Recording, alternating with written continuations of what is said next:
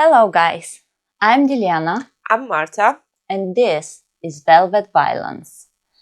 Two girls, one sofa, endless crime talk.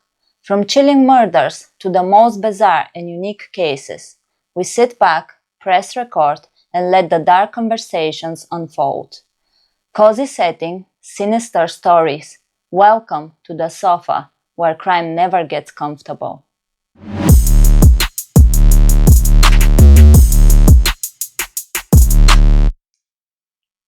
Hi guys, I just wanted to pop on here and tell you that we are not licensed investigators or lawyers. We're just here telling a true story in our own dramatic way. Everything is based on a publicly available information and personal commentary. So please, don't come after us. We've watched enough true crime to know how that ends. Okay, so let me tell you about one of the most chilling crime stories I ever came across. And the scary part is, it doesn't start like a crime story at all. It starts like a fairy tale.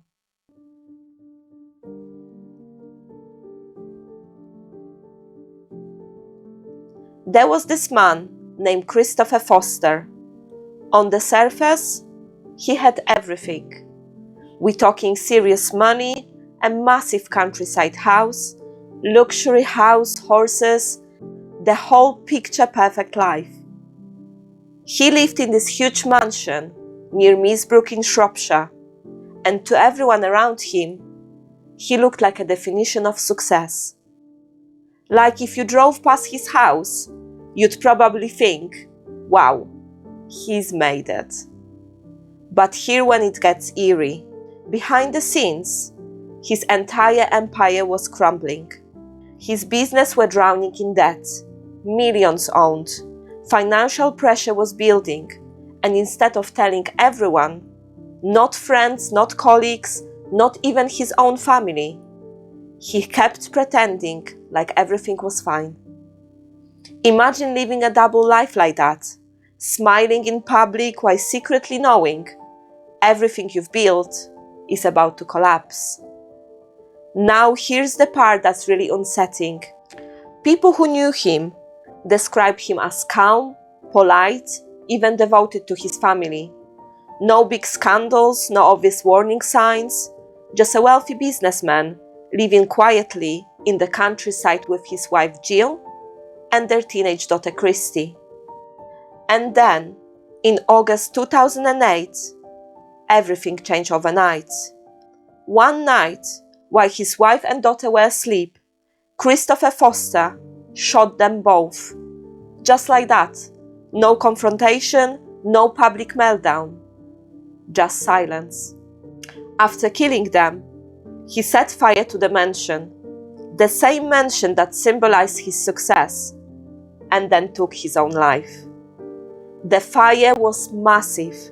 It destroyed the house, the grounds, even vehicles on the property.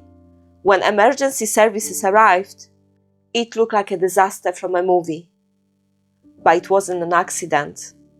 It was a calculated ending. When the investigators started digging into his life afterward, the truth slowly came out. He wasn't the untouchable millionaire people thought he was. He was financially ruined. His business were collapsing, creditors were closing in, and the life he had built, the estate, the image, the status, was about to disappear. Authorities later concluded that the murders were linked to his financial downfall and the fear of losing everything. That's what makes this story so haunting. Not just the crime itself, but the contrast. From the outside, wealth, stability, a dream life. On the inside, pressure, secrecy, and a man quietly unraveling. And honestly, it raises a really uncomfortable question. How well do we actually know the lives people live behind closed doors? Because to the neighbors, he was just the rich guy with the big house and the horses. But in reality, he was a man hiding a collapse so extreme, instead of facing it, he chose to destroy everything, including the people closest to him. And that's what this case still shocks people today. Not because it was loud or chaotic, but because it was quiet, calculated, and hidden behind the mask of success.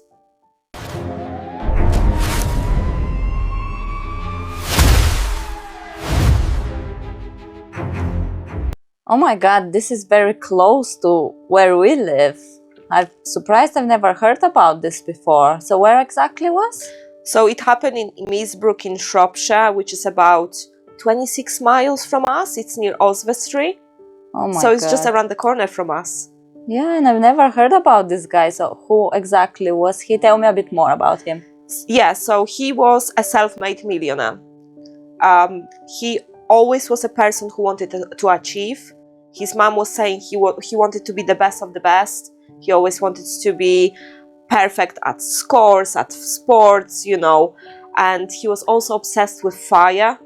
He watched a documentary about the oil rig disaster back in late 80s, and he came up with an idea how to protect the valves on an oil rig to prevent it from the fire. And thanks to that, he came up with a solution. He built some sort of part, the protection for it, and he sold his idea, and that's the reason how he became a millionaire. So he was a very smart guy. Yeah, so that was his business later on then. That's how he got that mansion and all that. Yes, so his mom was saying that was his eureka moment. He became so rich, but he just didn't know what to do with that money. It wasn't good enough for him, so he had all this money, all this massive mansion, but yet it wasn't good enough. Greedy. He was very greedy. I guess. I feel like from coming from nothing, to getting so much money, you just don't know what to do with it. Yeah. If you don't have he had the brains, but I wish he didn't I have had the that brains. problem, I know. Yes, and me. So for instance, he had this massive mansion that he bought for £1 million cash, because his wife Christy found it in a Shropshire magazine. 1 million now, it's nothing. For that mansion, you probably would pay about 5 or more millions. But back in 2008, it was so much money. So he bought that house. They had about 8 cars, and their reg were just Jill 8, Chris 8. It's just showing you how much he didn't care about money. He was just spending it on such unnecessary stuff. Anything, yeah. Yes. I don't know how it is in different countries, but in UK, the less letter your reg is, the more expensive it gets. I remember seeing registration numbers that cost about 20, 30, 40k. So for something that's stupid, do you know what I mean? It's just pointless. For us, it's pointless. I guess he had so much money, he just wanted to spend it on whatever he wanted to. He had everything. I guess it's easier when you pay for car park. You'll be able to find your cars. But yeah, he had 8 cars, Jaguars, Land Rovers, like all you can wish for. How can you get so rich that you can afford whatever you want? Including those massive cars. But obviously still be unhappy, if you know what I mean. Yes, it was still not good enough for him. Even though, for a normal human being, that's what you draw into. It's achievement. But it was an achievement for him. There was a documentary about the whole disaster, and his brother and his mother was talking about him. They were saying that he just wanted to be seen by other people. He wanted people to be admired by him, and he was very ashamed of his roots.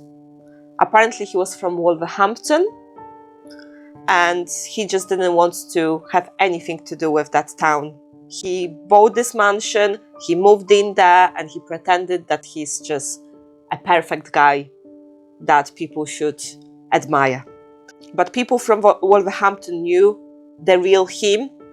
Apparently his brother was saying that he was a proper bully. He haven't had contact with his brother for 15 years. So actually, when the disaster happened, it was the first time that his brother came to his mansion. Really? Yeah.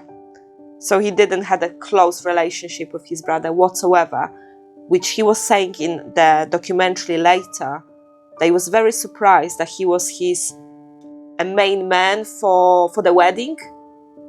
There was speculation that Christopher had a lot of girlfriends, that he had having affairs, but Jill, his wife, didn't even know about it, or didn't want to know, because from the outside they literally thought that it's the perfect family. Yeah. You know, they were just quietly living in this massive country estate. They had 6 or 8 horses, and this is the sad part, because when he killed the family, he also killed the horses. He killed the dogs. He had again about 5 or 6 Labradors. He shot them all. He shot all the ducks, all the chickens, pretty much everything he had. He killed and he burned. He burned the house on fire. He burned the stables. I already hate this guy. He was so obsessed with guns. Apparently, he spent about 30 to 40,000 pounds for guns. The housekeeper said that the guns were everywhere in each room. She didn't really pay much attention to it because it was just normal, as you would leave shoes in each room or clothes or whatever. And that's very strange for UK actually, because not many people have guns here in their house. No, I guess rich people can get everything. Yes. So he was he loved going to the woods and shot animals, basically. It's just rich people's sport, isn't it? yeah. There was a time where his mom and his family members were saying, just to show how Christopher was. It's a very sad story, again, especially when you love animals. He had loads of dogs and he trained them all. So they did whatever Christopher said, okay? They were very loyal dogs, but one of them didn't follow his rules. He took this dog to the woods, looked straight into his eyes and shot him dead. Went back home and pretend like, nothing happened.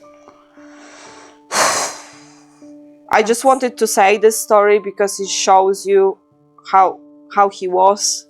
Didn't really care. I feel like he just didn't really care about anything. He just cared about his own image and his own life. And nothing else. And nothing else. What a horrible person. I just wonder how he managed to get a wife even. And yeah, tell me a bit more about his family actually. His wife name was Jill? Jill Foster, and his daughter Christy. They called her Christy. They got married many, many years back, just before he became a millionaire. So they lived a stable life. Apparently, no problems, no arguments, nothing whatsoever. Apparently, the brother later said he saw Jill crying, but again, one person saw, no one else. No one else even had an idea how bad it was, considering the affairs that he apparently had. Yeah. So she was devoted to her own family. She didn't work, obviously. They had a very stable life financially, so she didn't work. She just looked after the house, the daughter. She was very supporting to his business, his lifestyle. So yeah, a happy family, happy wife. In regards to the daughter, Christy, she was 15 years old when she was shot dead by Christopher.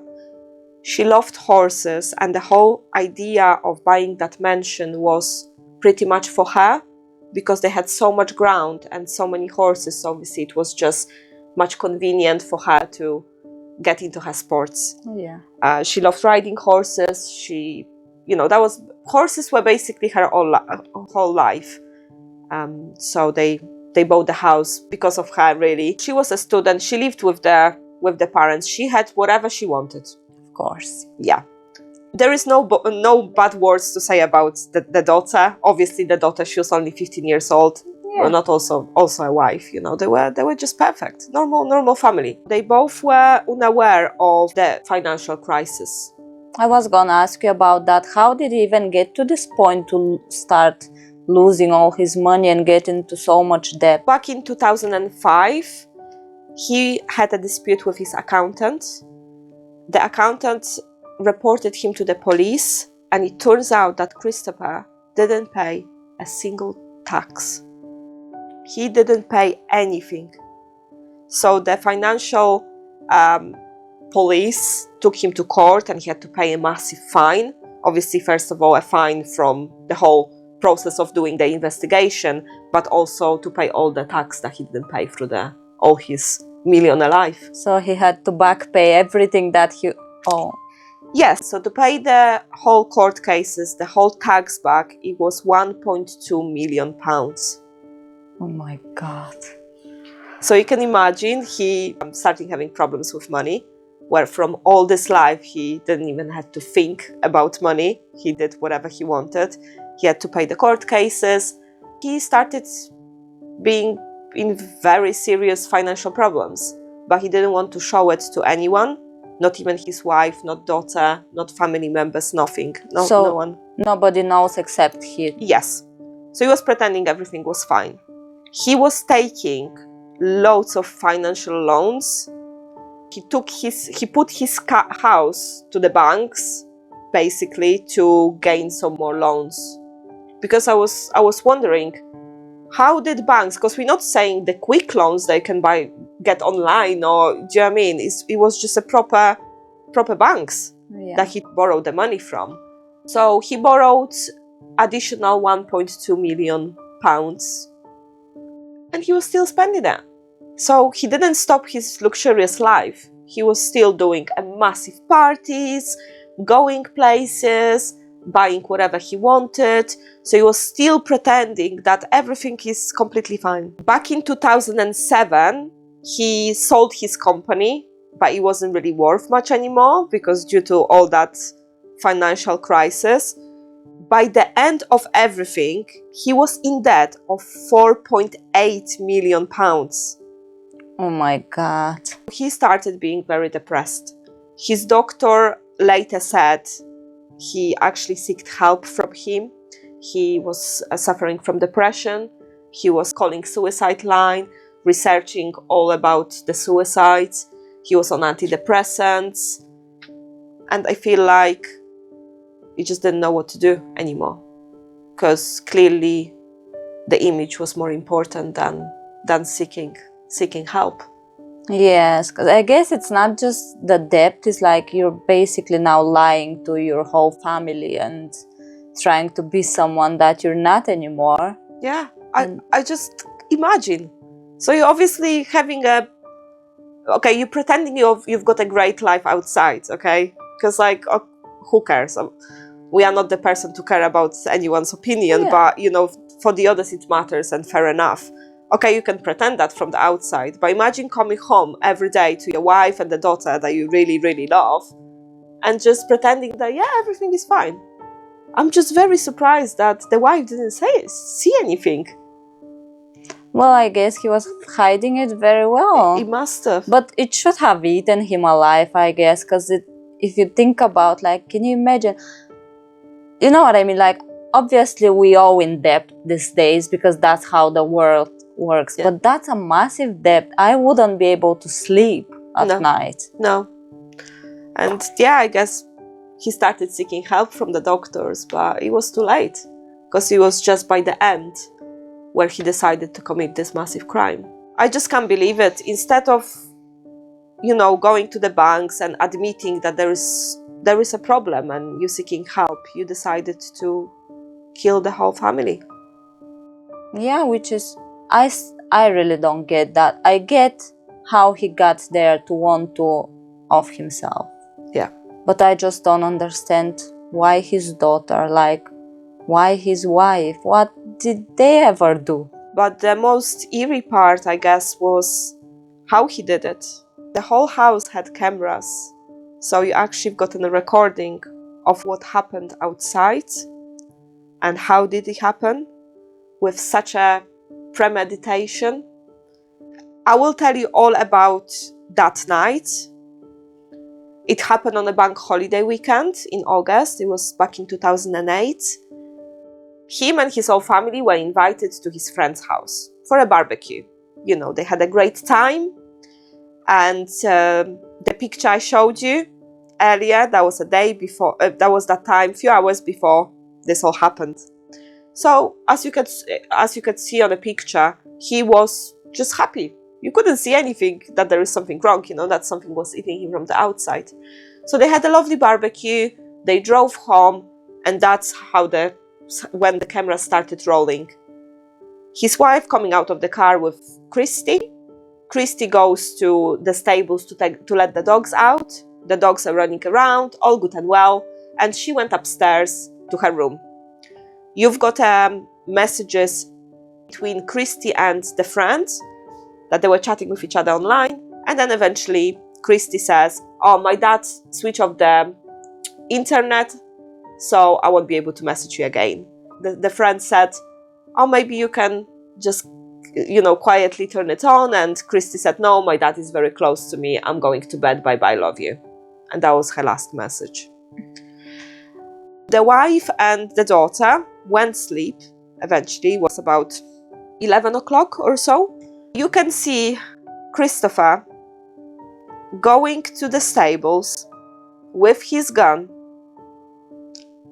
and shooting all the horses, all the dogs, all the animals, coming back to the house, carrying, apparently, obviously, investigator later said, it was 220 liters of oil that he spread it through his mansion, through the stables, through the, all basically grounds that he wanted to burn.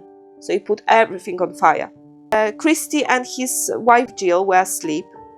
He came to his wife, shot her in the head while she was asleep, did the same to the daughter, went outside, killed all the animals, came back and put everything on fire. So you can see him walking around, chill as cucumber. There was no worry. It looked like he planned everything from the beginning till the end. And the weirdest part is, he put the house on fire, and then they found the remains after, when he was lying next to the wife Jill, and he wasn't shot. He didn't kill himself like by shooting himself. He actually burnt alive. Apparently later, when they investigated the remains of, obviously, the whole family, it was in Birmingham, by the way, they found that he was asphyxiated by the smoke rather than the fire, so he died before he was burnt alive. I guess after the investigation, everything came out anyway, so everyone knew. So yes. How did they actually find out all of that? It was a very planned murder. But at the beginning, police thought that it was some sort of robbery. The neighbors saw the fire, called the police. Police came, and you saw a horse box, a car that transports horses. It was on his driveway, so it was too hard to get through to the property. They went inside eventually, but it took them a while. The mansion was completely ruined. But he couldn't see Christopher. He couldn't see Christy. He couldn't see the wife, Jill. So they thought that they went missing, that they were, because of being such a millionaire, they've been either kidnapped or they ran away. Police started investigate, and they went on the radio, went on the TV, and they said that the family is missing. They were looking for them for 3 days. After the third day, they eventually found remains of Christopher and Jill, but they couldn't see Christy. So the full family thought that she disappeared, that she ran away, and she's in shock. But after a following day, they found her remains. But it was so burned out, like obviously the bones, like they managed to find a slow fractions of the skull to go through the further investigations to see actually what happened. So they found a hole in Jill's skull and realized that she'd been shot. Christopher didn't have any obvious signs of being killed apart from the smoke, so they started investigating further, and they realized it wasn't robbery, it wasn't any attack, it was his own doing. And then they found the cameras.